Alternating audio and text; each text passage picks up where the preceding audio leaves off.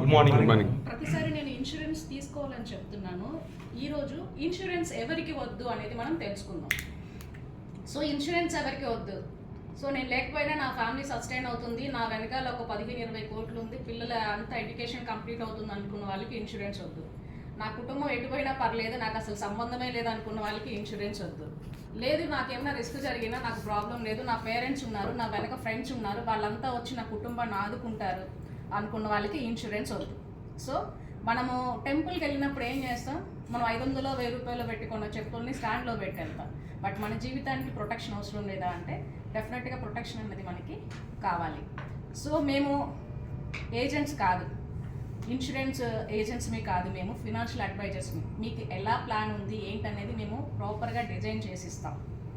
Suppose మీరు yearly ఎంత income సంపాదిస్తున్నారు, మీకు ఓవరాల్గా ఎంత టర్మ్ ఇన్సూరెన్స్ ఇవ్వచ్చు అనేది మేము ప్రొటెక్ట్ చేస్తాము, మేము గైడెన్స్ ఇస్తాము. సో మరిన్ని వివరాల కోసం సంప్రదించండి. Thank you.